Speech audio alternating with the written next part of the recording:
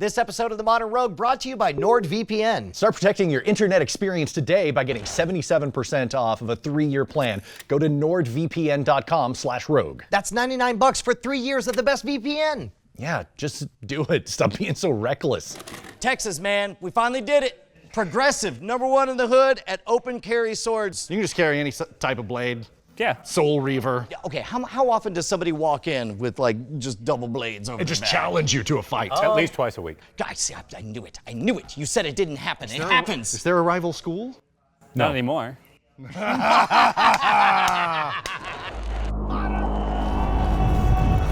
Buckle up because it's time for swords and bucklers. All right, here we are at the Austin Historical Weapons Guild once again with Anthony and Bryant. Gentlemen, how are you? Doing well. Good Dude, seeing you all guys. right, so when I think of the sword and buckler, the first thing that pops into my mind is, do you remember that video game Gladiator? Yes. Yes, and then your shield would get more demolished over time as you played? I was terrible at I that. assume that's what we're gonna do. Yeah, except we're starting at the end when the shield's like this big. It's Oh, just that's right, 'cause covering it your keeps face. shrinking. Yes. In the game, it kept shrinking. I sucked at that game. What are the core tenets of fighting with the sword and buckler? Because we watched you guys practicing a bit before this, and it looked very different from the longsword techniques Right. we had learned before. And thank God, because I forgot all of those. Right. It's not like daggers, so you'll be fine. Did we do an episode on daggers? We did. It was, I assume. Yeah. That's perfect. Hey, man. Perfect. Just surrender. look, that's a surrender. That's how you do it. So one of the key things about it is you always want to keep your hands together. The buckler is not a shield. It's actually there to protect your other hand. Oh. Wow. That's, we've been grossly misinformed. That changes absolutely everything. Yeah, totally. Because I'm thinking, buckler's out here. Yeah. Sword is like right here, Yeah. doing this, and And you go cling clong, juke, juke, Yeah. poke, poke, poke. But poke. it's- Way too small, way too bouncy. We do have this buckler forward, but you always want to use your sword to reach out, find the other sword, and this buckler is to help cover this hand. So you're still looking to bind the way we learned in longswords? Absolutely. Well, I guess let's get started. Yeah. Let's try it. So main things, talking about gripping the sword first. So like we did with the longsword, dominant hands obviously up near the top. One of the things I like to talk about and go through is you really want to lock the heel of your palm into the base of the sword. Then you pinch with your lower fingers, and that kind of locks everything into your forearm. So it instead of being Yeah, instead of grabbing it perpendicular. like you would like a hammer, Yeah. and using your index fingers and ring fingers to grab everything, what we're doing is rotating down a little bit, grabbing with the pinky, and helping lock that way. And this gives us what benefit?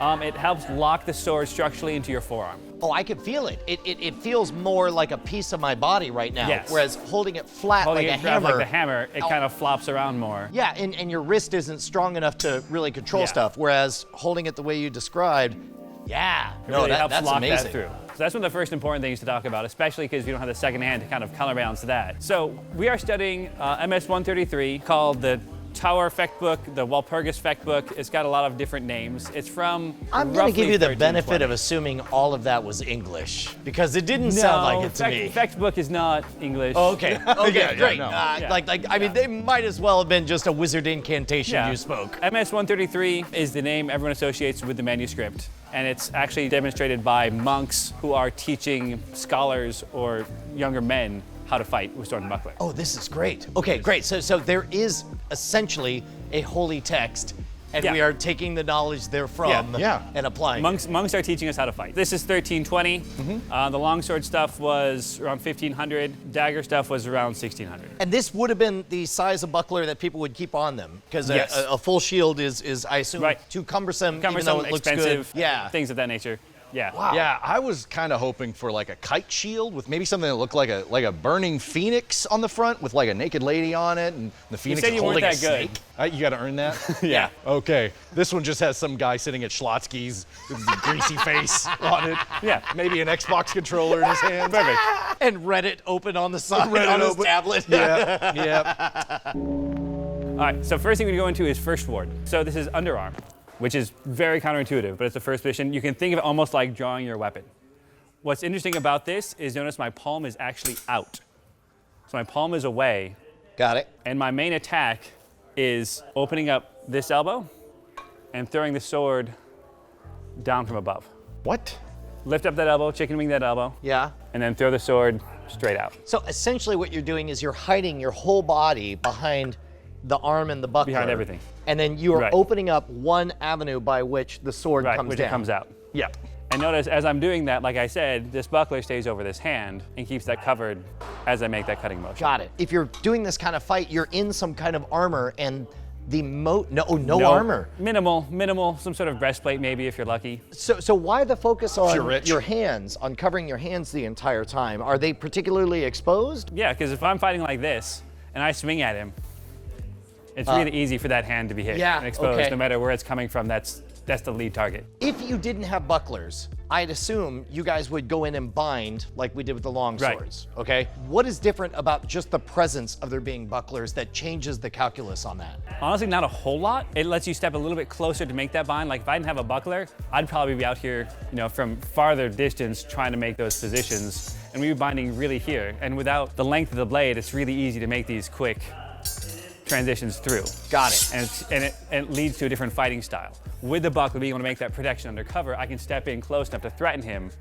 So now I can pick up and control. Forgive me for being so dumb and so 21st century, but in my mind, what I'm hearing is when you are playing a first-person shooter game and you have lots of armor, you fundamentally play the game differently. Absolutely. Because you have armor. And Absolutely. so because you can protect your hand, it allows you to make strikes that you wouldn't otherwise take. Yes. Got it. Basically, it changes that distance where you start the engagement from. The purpose of the buckler, at all times I should be thinking in my mind, is there to keep them from chopping my hand. Right. Okay. I mean, it's got a couple other positions, like obviously I can punch him with it. Right. I can, once we get to it, we'll see talking about using it to control the sword and move the sword, but that's only after it's made contact with my own sword. But it's not a primary block. Like it can be, it's like your failsafe. He's swinging at me and I'm way out of position. I can oh God, I hope this works. Ideally, I want to get my sword out there, pick it up, and now I can use the buckler, move it offline.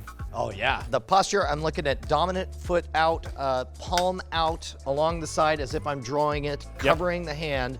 This comes up and over like that. Have you guys done a boxing episode yet? We have not done a boxing episode. Oh my God, we're gonna get to box each other. Yep. So your jab, you start here and you rotate that over, and you want to turn the elbow up. That's what we're doing with the buckler, which is why I asked about that. Because this buckler position, as I'm moving here, I rotate this up, which gets the hand over in the right position, gets my elbow clear, so I can make this in one quick motion with that crossing jab motion, yeah. Yeah, that's great. Looking at it, I wouldn't put it together, but feeling it, I understand the intuitive safety of this position. Yeah, it's very fluid too if you get it right. You know? And again, to get that palm out. It is shown up under the arm. This elbow is shown up high. Buckler is shown covering up there, so that when I make this motion, it drives through and over. That's the first one they show off of. And the interesting about the wards is they're positions that any common fencer or person who gives someone a sword and buckler, they're gonna find these positions, whether they know what they are or not. So they're kind of highlighting these positions as being good ones to work from and use. There's not one where it's like, I'm gonna stand up like this because it's unnatural and get this really cool uncurling neck. No, there's nothing like this. It's all Very practical. here. Yeah, it's all stuff you'll find automatically. It's like, oh, here's one, right? It's kind of positions you intuitively just feel smart and safe working from. When you say the ward, is that the action of going from this to this, or is it just this stance? This position, this stance is the board. And the primary attack is gonna be this. Got it. Making that underarm. Last thing to talk about before we start playing and have you guys hit each other is distance and spacing, right? So like we talked with longsword, if it was longsword, we talked about this first cut. I throw this cut, I finish right here. But I had a much longer blade. So I was right about here. And to me, this is where I tell people to start for sword and buckler. So if I throw this first cut here, this first cut, I need to take another full step to hit him. So that'll be important when we start talking about how to break these wards and how to attack the other person. So this distance is the same physical distance with the longsword that we were working from, but because we're shorter blades, it's actually 2 steps away from hitting them. So I should be thinking of the wards as basically stations of security. Yes. Like as long as you're there, you've got to think about how you're going to get out of there and manage to hit the... Right, exactly. That's why that 2 steps becomes important, because if I'm up here in this ward and he can hit me in one action, all of a sudden this is a terrible position to be in. Right. Because look how exposed that arm is. Yeah. But if I'm way back here, he takes his first action, I get to do something else before he gets to act again. So I can throw my same cut against him. Got it. And now we're gonna start the bind work to play from there. So that distance gets really important of how these wards make sense and how they fit together looking through the manuscript. Do you want to take a few more practice swings? Yes, I do. With your non-dominant, or do you? Yeah, with which one? Whichever side the sword's on, that leg is back. Got it. And then when you go to make the cut, that step Got it. passes So, through. so like that. Yeah. Right? Okay. Okay. You didn't step. Oh, I didn't step. Yeah, you got to step. And make sure that that cut comes from that vertical angle as Okay. opposed to straight side swipe. Don't do side swipe. Come down from above like that. Right. Okay. So the other thing you're doing a lot is you're turning past. So keep square when Okay. you're moving through it. Like Yeah, that. so it's square here. You don't want to over-rotate through. So from here to here. And pull your pommel up through your armpit. Oh, got it. So have it all the way down here. And we got our buckler on the outside here. It can be Yep. a little side, a little forward. It's not crossed over. Okay. So when we do this, we roll this buckler, put the front of the buckler facing the other direction, Okay.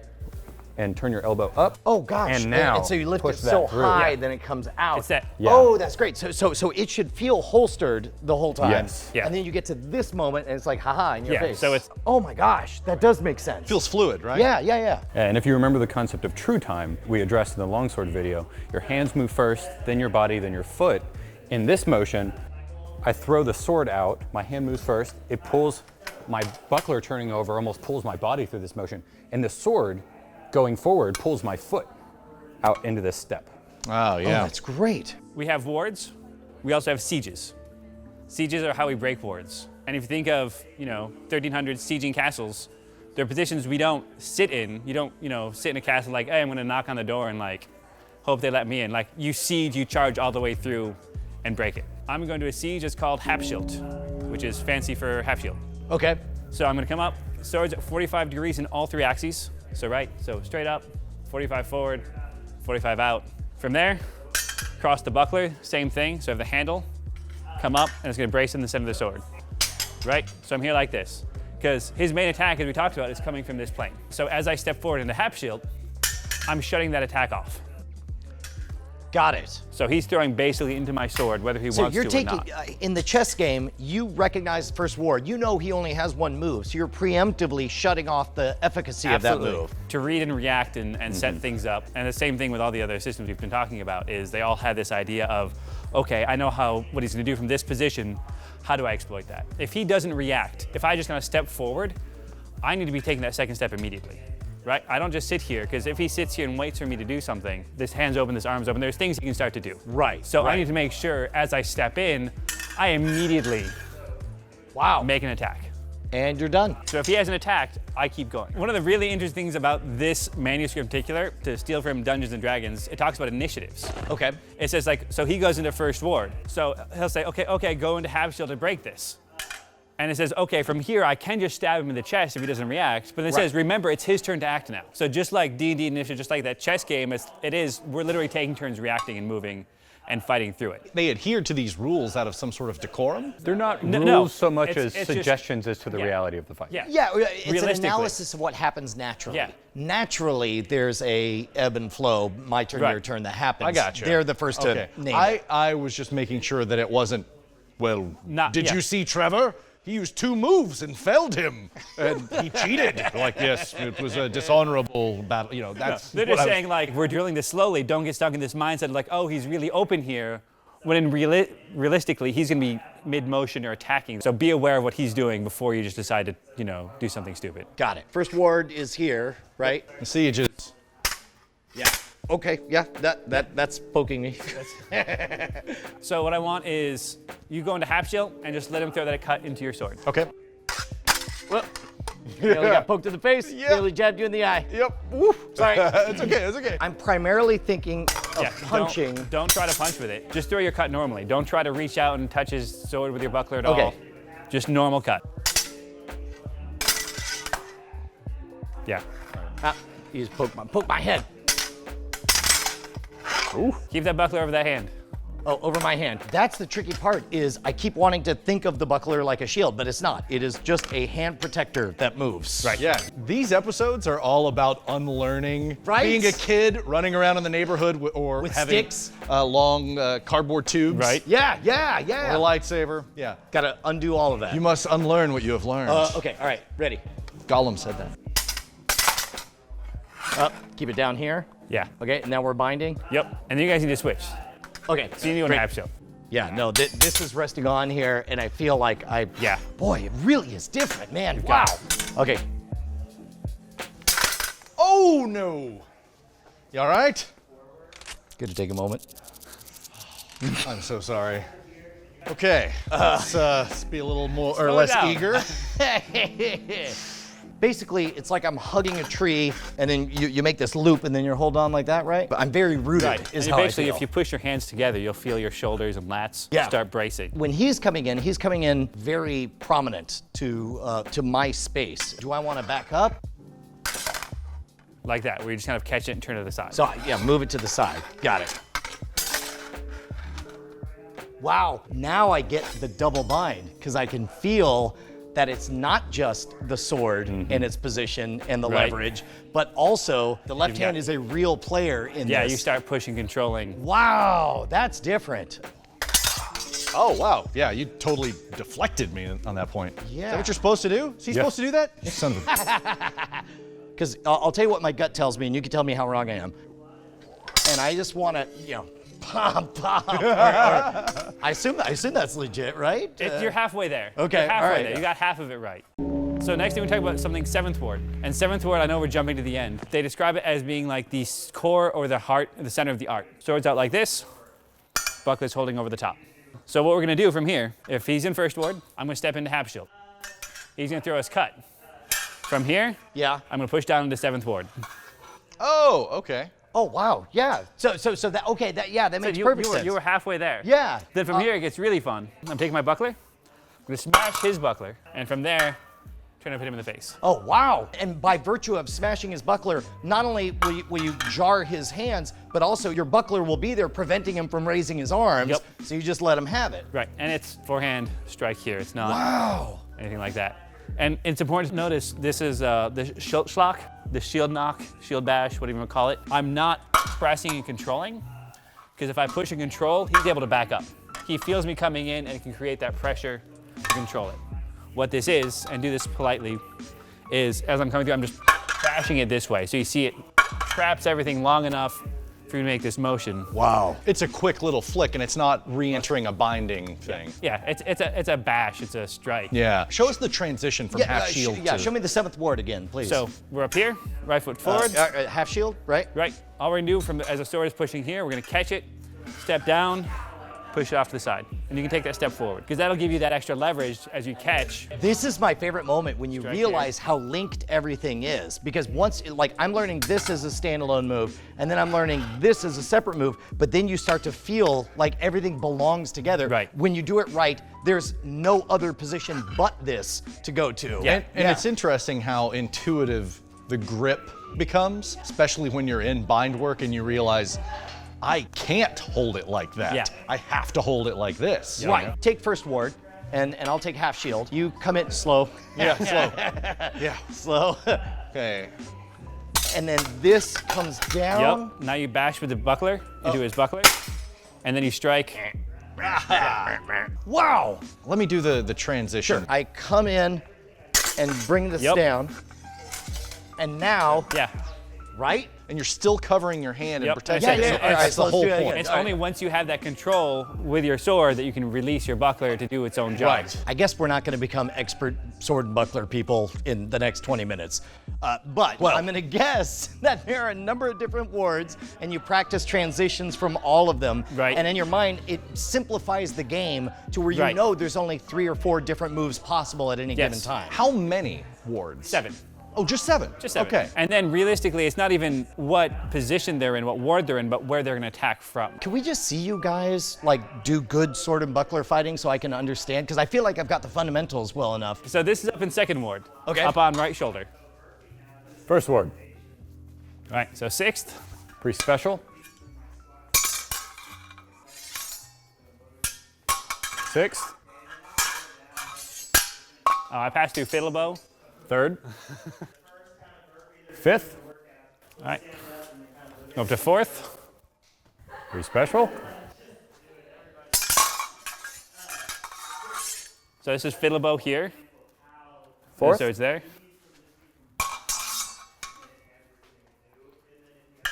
So sixth.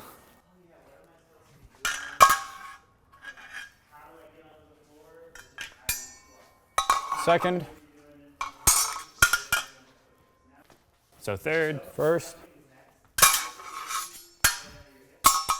fourth, second, seventh, pretty special, Long point.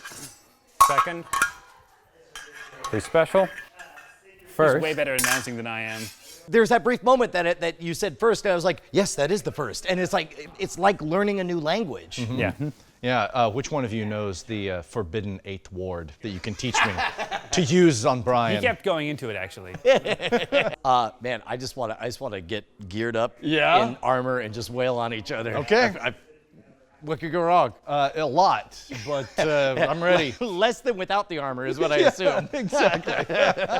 So when was the first time you realized you needed a VPN? Gigabit came to our neighborhood, and I was super stoked. And then when I signed up, they're all like, hey man, it's only $79. Or I guess you could pay $99. I was like, why would I not do $79? They're like, well, $99 is the default, but for $79, you get custom ads. I was like, what does that mean? They're like, well, you know, as an ISP, we just sort of track literally anywhere you go, whether you're in incognito mode or not, and then we serve up ads based on where you go. And I was like, well, let's do $99. Then flash forward, like a year later, there's a tech problem. I'm talking to a guy, and he's like, well, I'm looking at where, he's like, well, you went to so-and-so, then you went to other site, and then you went here, and I was like, no. You just started screaming and ran through the wall like a cartoon and just didn't stop. People don't realize. It's just like real life. Wherever you go, there's somebody watching you, unless you have a VPN. Now, I tried a bunch of different VPNs, but I felt like you were trading off speed for security, and I hated that compromise until I discovered NordVPN. It's fast. Super fast. So we finally have internet right here at the warehouse, right? So this is no VPN, no anything right now. Okay. This is standard cable ISP. Okay. And then it'll do the upload. So decent, right? Sure, yeah. Not extraordinary. Now normally, when I would do a VPN, it would be like 1 or 2 megabits. That much of a difference. Oh yeah. Here's the beauty of NordVPN. You click this, you decide which country you want to be from. We'll stay from America. I can think of some pretty good reasons to surf. If you're a political dissident in a place where free speech is curtailed. That's what I meant. By the way, that's one of the things about NordVPN. Gets past the Great Firewall of China, works in Middle Eastern countries like Saudi Arabia and UAE. Military grade encryption on all of this. So we'll do a speed test. I got a different IP now. And you would expect some kind of big slowdown. Guess what? Boom! Nice. Right? At home, I get 200 megabits in the VPN. Nice. It's just as fast. There's no reason to not have your VPN on all the time. And this is something that everyone should be worried about, that your activities are all being monitored. Everything. Right now, as we're recording this, America is having this big debate about net neutrality, and we don't know how it's going to shake out one way or the other, whether the companies are going to try to track everyone to death or whatever. But I do know that when you have a VPN, you get privacy. You get to go wherever you want, and you don't have to worry about who's watching you. As someone who formulates a lot of the modern Rogue episodes, my search history is questionable. A little bit dubious. I need this. Everyone should be using a VPN, and NordVPN is the best, according to PC Mag. Yeah, it's the only one that's ever gotten a perfect score. $99 for 3 years. For 3 years, you don't have to think about it. Just go to nordvpn.com/rogue. Sign up. We look good. You guys get privacy and the fastest, best VPN I've ever seen. Yeah, stop surfing the internet like a caveman. Yeah, put up a privacy screen. We don't need to see that. Yeah. I don't want to watch your download. What is that? Everybody can see it. We've all been talking about it. nordvpn.com/rogue. Yeah, don't be gross. So before we let you guys kill each other, we're gonna go through all the words one more time to make sure you know what you're doing. Sure, because we're instantly going to memorize them. all you need. And we're going to be great. It's going to be amazing. They're all positions you work from naturally, so they'll feel comfortable when you find them again. All right, got it. All right, Okay. so again, the underarm, that kind of drawing position, first ward here. From here, switch sides, comes up to your right shoulder. This is second ward. Whichever side the sword's on, that leg is back. It's difficult to grip the blade with this glove. You're not gonna make these big chopping kinds of motions. Okay. What I like to do is just kind of push it out like this to control that center line here. So it's not this big pulling cut as much. I can just push it out forward and keep that hand covered. Got it. Yeah. Third ward, again, switch your feet, switch shoulders. Oh, wow. Yeah. This feels very safe. So the problem with this one, unlike first ward, is when I go through this cut, I can't cover this front arm. You are exposed. Oh, You yeah. can't get that buckler over there. Got it. fluidly, which is why underarm is a better ward for that cut, because you can actually keep that covered the entire time. Yeah. Third ward, wow. you kind of gotta- get, You could see Kind the of difference. swing first. and and chase then- over yeah. however else you want to find it through it. Okay. Fourth ward, is from above, up high, and again, buckler's out, up here like this, and this is your This big. is almost like the Anthony Perkins ward where Yeah. you just go. Yeah, so this is your big cut, chop through everything position. So from here, leave your feet in place, drop back down to the side. This is fifth ward. I'm not gonna cut through this way. This is actually a thrusting ward. I will kind of drive it out here. So Make wait, that you kind of- swing all the way around. Swing back through. Or you can just turn that wrist and make that kind of thrusting position. Got it. Bring it over. Sixth ward is here. Lined up against the buckler. Again, we still have that right foot back. Then step forward, drop everything down, seventh ward. Got it. Yeah. Well, we learned it. I guess we're Yeah, done. we're good. Masters. We got it. Perfect. We got it. Oh, hell. All right, go ahead, Vince. All right, point. Break. Notorious battle cry. All right, go ahead, fence.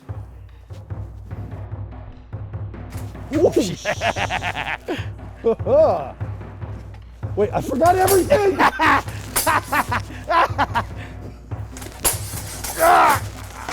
Break. So reset. Get back in your sides. All right. Your sides. So he sliced you to the face. All right, go ahead, fence. Oh, All right. you definitely stabbed me. Okay. All right, step back. Reset. Ready? Fence.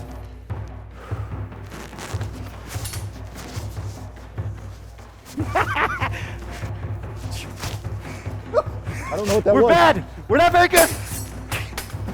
Remember, keep your hands together.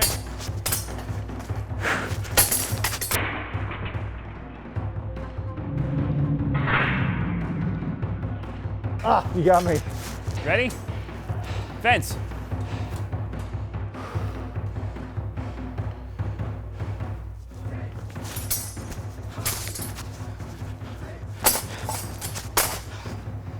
It was weak. Oh, that was nice. You almost had the sword. Ah, got me. Boy.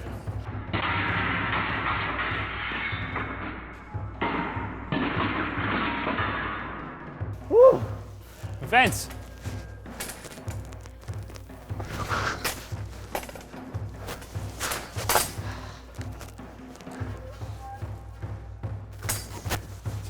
That was Love flat. tap.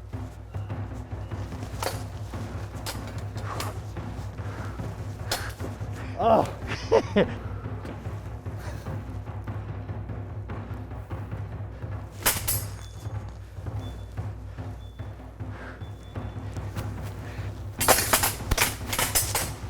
Whole lot of nothing.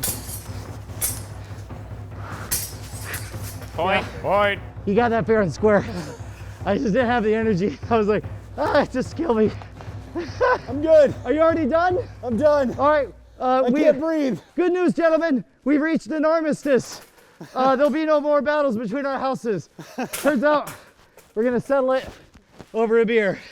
Hot damn, man. You would think that just adding one extra element, now I have a shield, would make it just linearly more interesting, but instead it's geometric, the progression. All of a sudden you're thinking about every angle, every part of your body. That is a huge, huge difference. And you're not focused on learning, you're focused on winning and or surviving. Yeah. All right, so if people want to learn all of this amazing stuff, where should they go? We are Austin Historical Weapons Guild, historicalweaponsguild.com. We have a nice website, Facebook, all that. We are located in Austin, Texas. If they're not in Texas, check out the HEMA Alliance. It has a great club finder. No matter where you are, there's probably HEMA nearby. And if not, feel free to contact us and we'll happily help you get set up. All right, so once and for all, just so everybody calms down in the comments, the pommel, touch it or don't touch it. When you are throwing your opening cuts, do not touch it. When you are winding, binding, working in the bind with the swords touching, grab the pommel all you want. Yeah, you hear that pommel, people? Deal All y'all with pommel. Pummel, he knows. I was teaching new guys who are never gonna use a sword again in their lives. Never apologize to the internet. You can never apologize.